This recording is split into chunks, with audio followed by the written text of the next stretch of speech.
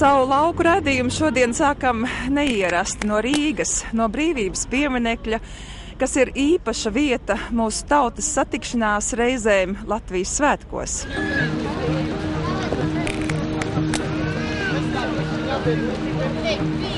Paldies, ka bijāt, jo es tiešām gribēju, lai mēs visi esam šajā dienā kopā. Svētkos vīri. No tās otras puses. Tā liekas, ka pazīstams kaut kas. Gudro pasaulē. Kādi viesi, tādi svētki, un mums ir ļoti paveicies savu svētku sajūtu šovakar dalīt ar Krustpils novada zemnieku Gundaru Kalvi. Viņš arī zemnieku saimniecības Kalvis saimnieks, un šodien viņš Rīgā ir kopā ar savu ģimeni. Man ir gods vienkārši stāvēt šajā vietā, kur tik daudz tūkstoši latviešu liek svecīs pieminot savus karavīrus. Katru gadu mēs piedalāmies slāvu gājienā Jēkabpilī un Krustpilī. Bet atbraukt uz Rīgu, tas ir zinām pārmaiņa, arī ir iespēja pastāstīt bērniem par tiem notikumiem, kuri ir gājuši garām Daugavas krastiem. Kas ir šodien kopā ar tevi? Šodien ir mana mazā ģimene, ja tā var teikt, sieviņa un 4 bērni. Un paplašinātā ģimene mamma, tētis, brālīts ar savu sieviņu un krustdēliņš. Svētki jau ir tāds uzlādēšanās brīdis atkal jauniem darbiem. Kā jūs varat svērt savu gadu? Ražas gads ir tagad pielikts punkts, ko varat stāstīt, cik pilnas klētis, kā tu esi gandarīta kā saimniece? Šogad ir bijis ļoti labs gads visādā ziņā, gan saimniecības ziņā, gan arī ģimenes pieauguma ziņā. Mums rekur ir ilgi gaidītais dēliņš ir ieradies. Un šodien viņš ir pirmā lielā izbraucienā mums uz Rīgu, uz pirmajiem lielajiem svētkiem.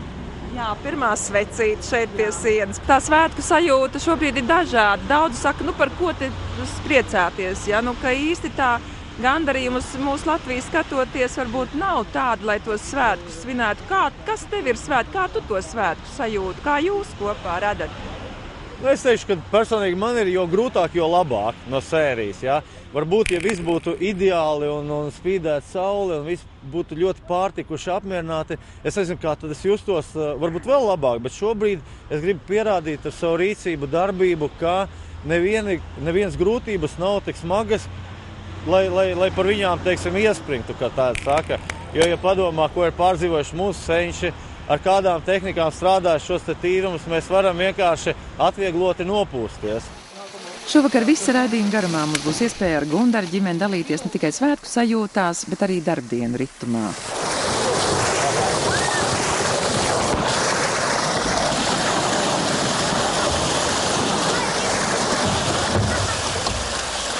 Nu labi, nekāda vaina. Jā, veseli 7 gadi šķir 2 gandrīz vienādas saulainas rudenīgas dienas starp mūsu toreizējo iepazīšanos un tagadējo atkal redzēšanos. Vispirms jau jūs sākāt bijāt zemnieks. Arāt, sējāt un arī tagad tas to nāks darīt. Jā, arī tā esmu zemnieks. Tikai nedaudz pārkvalificējies. Ja agrāk tika audzēta graudiņa tieši maizītes tirgumu, tad to maizīti mēs dodam zivīm. Un kas paliek pāri, to realizējam daļu. Man aprēķina rāda, ka tā ir ļoti perspektīva nozare. Pie tam, ja ņem vērā, kad uzreiz tiek nošaut vairāk zaķa, lauku vides sakārtošana, tas ir viens, zemes iekopšana tīri saimnieciskā ziņā otrs, un ja vēl var dabūt tomēr to naudiņu atpakaļ, plus nopelnīt, kāds ir dabā, to es zinu, tā ka tur bez variantiem. Cik tā diņu saimniecība jums ir liela kopā ar rēķinu? Par šo brīdi ir 26 dīķi kopā, ja? Bet pie 11 dīķiem nāksies ieguldīt ļoti lielu darbu, jo viņi ir ar aizbrukušiem krastiem un noauguši ar krūmājiem. Tur vajadzēs daudz strādāt, bet pārējie dīķi ir vairāk vai mazāk iekopt no jau. Hektāros ir rēķinam? Hektāru uz nākamu gadu būs 28 zem ūdens, un vēl 10 būs ar tiem 11 dīķiem, par ko es iepriekš teicu. Dīķu uztaisīt, tas arī ir ieguldījums. Jā. Kā jums, teiksim, ar šīm lietām? Vai kredītus ņemat, vai jums ir kaut kāda savu saimniekošanas formula? Formula ir vienkārši 4 gadi atpakaļ, kad parādījās ar vien lielākas izvāģētās platības mežu. Latvijā cilvēki sāk viņas realizēt, pārdot. Jo tad, kad nākas dot mežam atpakaļ, kas ir paņemts, stādīt, kopt un Un rūpēties par viņu, tad tā jau ir nasta. Un es šo nastu nešauboties sāku ņemt uz sevis. Un tagad ir iepēc ļoti daudz izstrādātu mežu. Un katru pavasari šīs platības tiek apmežotas, rudeņos viņas koptas. Un tā es tieku klāt pie neskatiem mežiem. Un šo naudu iegūto no cirsmām es izlietoju, veidojot dīķus, un arī šajā zivju mājā, pateicoties tam, viņi ir tapusi. Lauki nav tikai tā vieta, kur jūs veidojat savu biznesu. Jūs esat laukos atnācis jau, var teikt, puika būdams un šeit palicis, un nevienā mirklī, kā jūs teicāt, jums nav gribējies meklēt laimi citur. Nevienu dienu. Nu jau 13 gadi, kā tā ir. Bet kas ir tas saistošais tagad šais laikos, kad patiesībā, jauni cilvēki nemaz tik viegli laukos nav noturami? Es domāju, ka daudz ko senči ir iemācījuši. Es domāju, ka pati latviskā mentalitāte ir tā, kas pievēl pie tiem laukiem un notura te. Pat nevis notura, bet mēs noturam tos laukus pie sevis. Un šī savstarpējā noturība bijusi par svētību un stiprinājumu ne tikai pašiem kalvēm, bet visai viņu dzimtai. Ik rudens lielās zivju talkas nav iedomājums bez viņa kuplās radu saimes. Pat esot tāda nerakstīta noruna, vienu sestdienu palīgos braucot Gundara radi, otru Dainas. Tautsnieku kopkoris darbos tā saskaņojies, ka pašu diriģentu saprot jau no pusvārda. Pičuk, zini, kā es gribētu? Tu tā kā atbildīgais par zandartiem puslīdz, mamma vāc, es vācu, kad būs jau viņu padaudz, ja, tad aizvedīsim viņus atsevišķi izgāzt ārā, lai nesamocītu. Savāksim kādus 500 zandarus, speciāli aizvedīsim un izlaidīsim atsevišķā basēnā viņas. Faktiski ir ārkārtīgi mānīgs brīdis, ja, liekas, ka tur jau zivju nav daudz.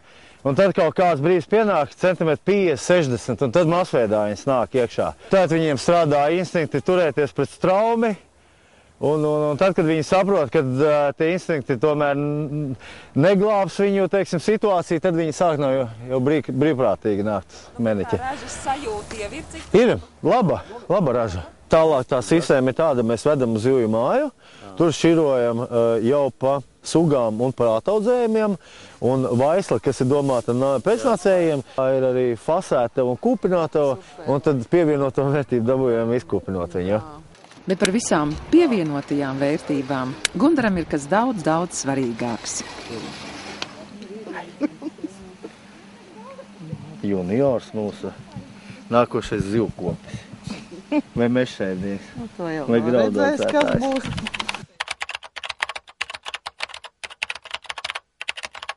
Kūku pagastā kalvju dzimtā ir senas un pamatīgas saknes. Te saimniekojuši Gundara senči, te stiprs jūtas viņš pats. Protams, kopā ar savu Dainu, kas ir vietējā skolas skolotāja, un ar savām trejmeitiņām – Vitu, Annu un Loretu. Viņas ir Gundara spēka devējas, un tālāk vienreizēm šķietam nepiepildāmais tiek piepildīts. Vai jums iznāk tādā kompānijā bieži atnākt uz šo vietu, pastīties, kādi darba vakal izdarīt? Mēs ne tikai nākam, mēs arī piedalāmies šajā darbā. Mēs ļoti bieži nākam šeit. Kāds ir jūsu darbs? Es domāju, ka tas ir lielākais darbs, kas jums tagad tik lēpī. Es pārsvarā pie tirgošanā, pie zivju realizācijas, tur piedalos. Kāda jauka filmēto kadru sakritība. Pagājuši 7 gadi, un Dainas klēpī atkal bērniņš. Mazais Vestardiņš. Patīk bērni. Man kā skolotāja ļoti patīk bērni. Ir tīpaši savi. Jums patīk rudens šīs te zvejas? Jā. Kas ir tas visforšākais? Lasīt dzīves. Lasīt dzīves jums. Jūs uz skaita lasat, jeb cik ir jāsalas, jeb pēc izmēriem? Pēc kārtas un tā. Ir tagadies, ka dzīves iedod rast. Jā. Un tad ir sāpīgi? Bistīti. Jubilāri lielā. Sveiki, Vita, mēs tev sveicam dzimšanas dienā, daudz laimes. Tu zivis arī ēd? Jā, man ļoti garšo karpas. Un kā gatavotas? Ceptas, kūpinātas. Un tev ēdienkartē pusdienās tu pārsvarā ēd? Vairāk es jau pusdienās sēdu, Bet vakariņās. Bet dzīves vispār ir ļoti veselīgs. Man viņas ļoti garšo, tādēļ es arī daudzas reizes viņas sēdu. Jā. Bet tev ir arī pienākumi. Tā jau nemaz nav, ka tu tikai ar to zivju ēšanu darbojies. Tev tā zivtiņa arī ir jāuzbaro, man tā teica stāstīt. Jā. Un pastāst, kā tas notiek? Es tētim vienmēr palīdzu barot zivis, kā graudus dot, kartupeļus. To gan es atceros. Es biju tāda maziņa, un man patika ar jums runāt, un kamera man arī patika. Ko tad tu man tur stāstīji toreiz, tu atceries? Par karpām. Kaut ko par zivīm, bet tieši ko es nepateikšu. To Ka gan. tev ļoti garšo karpas. Tagad vairs negaršo. Tā pašai iet kurā klasē tagad? Tagad 9.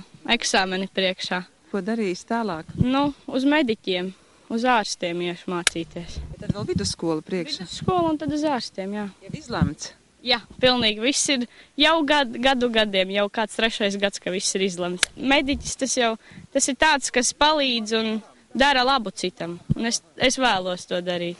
No tās sabiedrības, kas apgrozās Kalvēs, viena daļa ir pircēji, kas līdz ar jaunās kūpinātavas atvēršanu te sarodas ar katru dienu aizvien vairāk.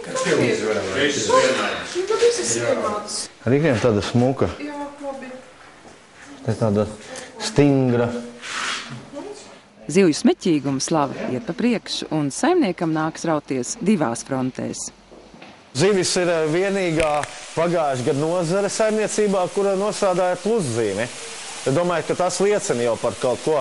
Skaidrs, ka arī graudogu dzēšana bija ar pluszīmi, bet tas bija pateicoties atbalsta maksājumiem. Bet, ja paņemtu strikti ieguldījumus un ienākumus pie pagājušā gada iekūluma un tām cenām, ko piedāvāja starpnieki par graudiņiem, tad nesedza to pašizmaksu. Jā, tad Eiropas nauda pacēla atkal kaut kādai zināmai attīstībai un šiem te kredītu maksājumiem par iepriekš minētajiem zemes pirkumiem. Bet zivis bija tas, kas ar plusu strādā. Un tāpēc mēs apkalpojam Madonu, Prēļus, Lībānu, skaidrs, ka Krustpili, Jēkabpili, Daugavpili arī, ja, un mūsu zivtiņi ļoti pieprasīta. Zemnieku saimniecība Kalves nav tikai vieta, kur audzē zivis. Saimniekošana ziņā te valda vēriens arī citās nozarēs. Mums ir diezgan inovatīva saimniekošana, jaudīgi traktori, un to, ko izdara viens laukstrādnieks pie manis, to citās saimniecībās varbūt 10 vai 20 cilvēku to darītu. Bet es tomēr atzīstu, ka lielas platības ir tās, kas nodrošinās rentablu saimniekošanu. Un tādēļ pirms vairākiem gadiem tieši zemes apstrādēs paņēma arī aizdevumu no Latvijas bankas, no Hipoteka bankas un ar vienu mērķi iegādāties zemi un tehniku. Tas arī tika izdarīts, un tādēļ notika šis diezgan lielais kāpinājums tieši graudaudzēšanā, jo ap tiem 7 gadiem atpakaļ, kad mēs tikāmies, manuprāt, saimniekojām apmēram 30 vai 40 hektāros tieši graudaugi. Jā. Tas ir kopā zemīti, jā, bet tieši lauksaimnieciski izmantojamā zeme ir ap 500 hektāriem. Mēs katru gadu atstājam apmēram 150 hektāri papuvēs, lai varētu laicīgi sēt ziemājus, un arī šogad tas atmaksājās pieckārši, zinot tos lielos mitrumus, kas nāca no gaisa, kad vienkārši cilvēki netika savos tīrumos, lai strādātu. Mums šī zeme jau bija sastrādāta, atlika tikai iesēt. Ar Eiropas lietām ir tā, ka tikko jūnijā ir apstiprināts, mans jūlijā faktiski apstiprināts lauka atbalsta dienestā projekts par kārtējās jaunās tehnikas iepirkšanu. Mēs pērkam 2 traktorus, vienu lielajaudas pieskorpus arklu, sējmašīnu, frēzi, un nelielāku traktoru un frontālo iekrāvēju. Jāsaka, paldies vienam uzņēmīgam latviešu zemniekam, kaimiņam, jauneklim, kurš ļoti ir atkal ieinteresēts apgūt šos līdzekļus. Es savukārt esmu tāds diezgan pasīvs tajā visā. Viņš saka, Gundar, bet tu laid milz iespējas garām. Es teicu, Mārtiņ, bet es nezinu, kā to darīt, ka es palīdzēšu. Un faktiski pateicoties šim manam draugam un viņa māsai, mēs ļoti ātrā laikā sakārtojām visu prasības, atbilstoši ladam jau un viss kārtībā. Tagad tik jāgaida. Jā, faktiski viss sagaidīts. Jā, tagad jāgaida. Jā, aprīlī nāks iekšā šī tehnika saimniecībā, kā reiz pavasar sēju.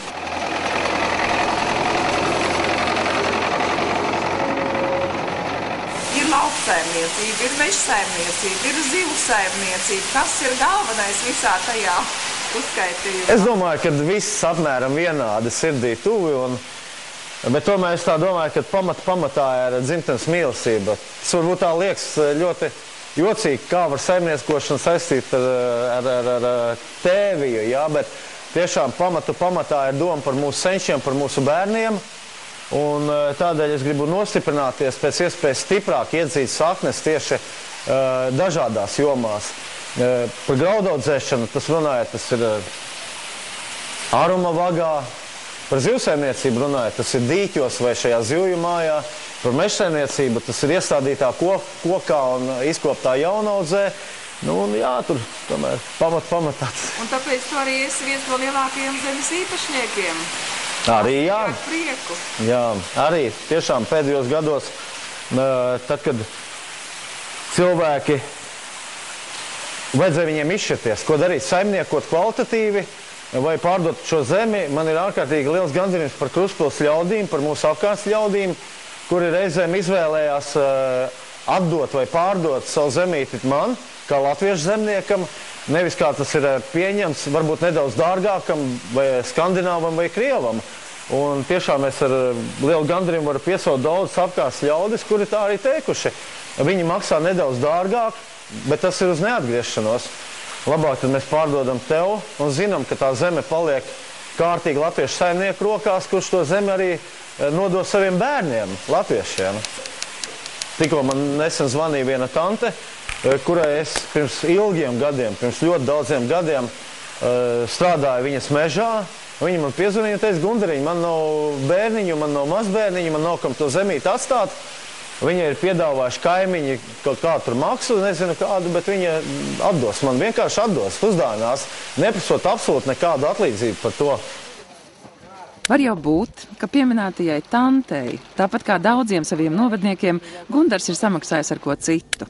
Ar savu darba mīlestību, latvisko stāju, ar savu no sirds rakstīto grāmatiņu līnis, kas stāst par viņa senču dzimtenes mīlestību un pārdzīvoto, ar saviem dzejoļiem, ar pateicību, kas saņemta par patriotismu vairošanu Krustpils novadā un visbeidzot ar šo īpašo piemiņas vietu, kas iekārto tepat zivju mājas 2. stāvā.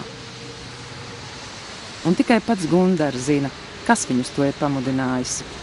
Pamudināja faktiski atkal raksturu iezīme, manuprāt. Jo es jau no agras bērnības vienmēr esmu aizstāvējis tobrīd vājāko, lai gan pats biju neliela auguma brillītēm, jā, briļainītis, bet raksturs bija ļoti spītīgs. Un skatoties, kas noticis ar latviešu leģionāriem, kad viņi nav bijuši vēlami, nevis vēlami, bet pilnīgi izskaužami Krievu laikā un arī atjaunojoties Latvijas neatkarībai, kad faktiski šiem cilvēkiem bija jāieņem goda ložas mūsu sabiedrībā. Viņi kļuva varbūt nedaudz mīlamāki, jā, bet faktiski neatzītie karavīri. Un tas bija viens, jā, tātad parādīt to, ka tomēr šiem vīriem ir turpinājums, kad ir, zināma, latviešu zēnu, vīru un meitiņu daļa, kura nekad viņas neaizmirsīs viņu varonību. Un otrām kārtām te ir mani radinieki, jā. Jārni, Dievs palīdz. Tantes vīrs Roberts Zaķis, kurš krita Kārsdabas kaujās, tas ir cīņās par Cesvaini 44. gadā. Šis ir mans labs draugs, vecākais latviešu armijas virsnieks Alfrēds Porietis ar sieviņu mīra pagājuši gadu 99 gadu vecumā. Jā, mammiņa. Nu, man vēl, bet neved zivis, nē? Nu, ļoti pareizi, ka viņš palaid no augšas. Labi, jā. Nu, tā tad, te ir divi tādi pamat stūrakmeņi, jā. Tātad viens ir tas, kad nekad un nemūžam, man sakā vienkārši kamols kaklā par to runājot, mēs neļausim nevieniem viņu saiztikt. Un otra lieta tas, kad ģimeniski, jā, tīri es taču savu onkuli vai savu tuvinieku neļaušu tā vienkārši aizmirst. Un tieši tādēļ viņi visi brauc uz Rīgu, pēc savas sirds aicinājuma atsaucās mūsu ielūgumam Latvijas svētku dienās pabūt brītiņu kopā mūsu tautai nozīmīgajās satikšanās vietās. Ko tu šodien teici saviem bērniem, liekot svecītes? Vai tev bija kāda saruna ar Loretu, ar Annu? Jā, man jautāja bērni, kādēļ svecītes tiek novietots, jo, kā minēju iepriekš, mēs katru lāčtošu dienu ejam lāpu gājienā. Tas nedaudz savādāks. Un es teicu tā, ka katra svecīte ir tā latviešu karavīra dvēselīte, kuru mums vajag izgaismot un dot viņai siltumiņu pateicībā par to izcīnīto neatkarību Un ne tikai par tiem karavīriem, kas izcīnīja Rīgas un Latvijas brīvību 19. gadā, bet tajā skaitā arī par Kurzemē palikušajiem un Krievijas un Pomerānijas tīrumos Otrā pasaules kara ietvaros. Ko tu vēlētu savai Latvijai dzimšanas dienā? Es vēlētu cilvēku gudrību, lai mēs pieņemam gudrus lēmumus, lai cik mums smagi neliktos un gribētos pieņemt vieglāko, būt tiešām pastāvīgi spriest spējīgiem, nepadoties vieglam, ātram risinājumam, bet labāk reizēm aiziet, kā es minēju, to grūtāko, sarežģītāko ceļu, bet ar daudz labākiem, vērtīgākiem augļiem. Visiem gribu parādīt savu mammu un tēti, manus drošos un stipros atbalstītājus. Un paldies tiešām, man ir tāds prieks būt dēlam, kurš publiski var pateikt paldies milzīgi visu Latvijas priekšā saviem vecākiem. Jo kas būtu es, ja nebūtu mammas mīļās sirds, tētas, reizēm stiprā vārda un arī rokas. Vienkārši es esmu pareizi audzināts un tādi mēs esam. Dodiet mums padomu visiem, kam ir bērni, kā izaudzināt tādus vīrus un meitas. Es domāju, ka tā ir mīlestība. Mīlestība un vēlreiz mīlestība. Jo patiešām es mīlu savus bērnus, savus mazbērnus, savu vīru un visu Latviju. Nu, tēti, kā jūs esat Gundara audzinājis un arī, protams, Es jau gribu teikt to, ka katrs mēs esam ielīdz no ģimenes, no dzimtas, ir katrs pa kripatiņai, gan Gundarā, gan jaunākajā dēlā, to visu to labāko, ko vecāki var dot. Vecāki, vecvecāki, arī tās dzimtas tradīcijas, viss kopā, visi radinieki mūsu tuvie ir visi ļoti patriotiski cilvēki, un tādēļ arī, es domāju, tas auglis ir iznācis tāds, kāds viņš šodien ir, kurš nemeklē laimi nekur citur, meklē laimi Latvijā. Un man ļoti, ļoti aizkustina tas, ka braucot pie Gundara, es redzu to zaļos laukus un iedomājos par to, kad kā Andrijs Upīts par brīviņu saimnieku rakstīja, ka brīviņu saimnieks lielījās, man vienmēr būs zaļa zeme. Tā arī es ceru, ka Gundara zeme zaļos ļoti ilgi, un viņam pietiks spēku uzturēt to zaļu un skaistu. Mēs, protams, jums to novēlam no sirds, un vēl pie tam zinot, ka jau 7 Skalju dzimtas paaudzes ir saimniekojušas jūsu zemnieku saimniecībā kalvas, un vēl 7 un 10 uz priekšu. Ko jūs Latvijai vēlētu šai brīdī? Tā visu to labāko, protams, bet vēlētos, lai kaut kādā veidā tomēr tādu apātiju pārvarētu, kas ir neticību saviem spēkiem un parādītos cerība, ka uz priekšu tomēr lietas būs labākas. Jo katras valsts liktenis tomēr ir viņas tautas rokās. Es esmu lepns par savējiem. Modāmies 5 no rīta, kad pagalmā atskanēja pirmās gaļu dziesmas. Virs mūsu ezera lieliem vāliem vēlās migla, paņēmām linu dvieļus un skrējām uz ezeru malu, lai vēsajā ūdenī nomazgājoties, iegūtu mundrumu un spēku, kas tobrīd mums bija tik ļoti vajadzīgs. Ar šo nelielo fragmentu no Gundara Kalvas grāmatas arī šovakar beigsim. Vēlot, lai nu pat aizvadītie svētki mums katram būtu kā baltslinu vielas, kā spirdzinošs ezera ūdens, kas dod mundrumu un spēku visām nākamajām darba dienām. Paldies, ka skatījāties! Uz tikšanos!